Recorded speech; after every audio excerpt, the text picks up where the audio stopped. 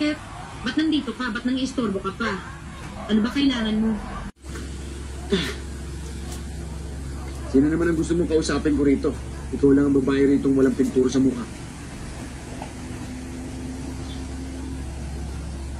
Siguro naman,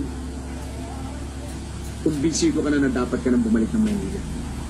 Dahil kung magtatagal ka pa rito, madidisgrasya ka lang. Gustuhin ko man, hindi pa rin pwede. Gaya nga ng sinabi ko sa'yo, hindi ako pwedeng bumalik sa Maynila nang hindi ko dalang mapa. Kung talaga kaya mo magpaawat, bahala ka. Total, nagampanan ko na obligasyon ko sa papa mo. Nabawi na kita. Kung ayaw mo talagang bumalik na Maynila, nasa sa'yo na yan. Labas na ako dyan.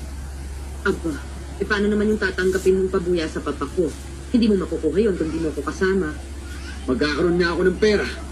Kung gagamitin ko naman yung pera sa libing ko, di bali na lang. Kung dagdagan ko yung tatanggapin mo para tulungan. Napakababa talaga ng tingin mo sa akin. Ang tingin mo talaga sa akin, mukhang pera ako.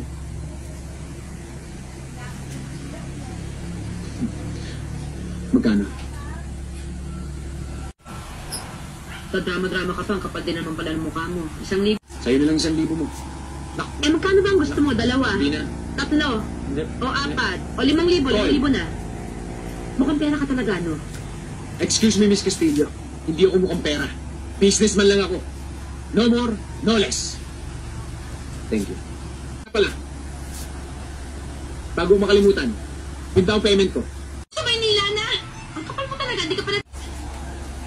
Huwag mo naman ako sisigawan. Hindi mo naman ako kailangan sigawan. Madali naman akong kausap eh.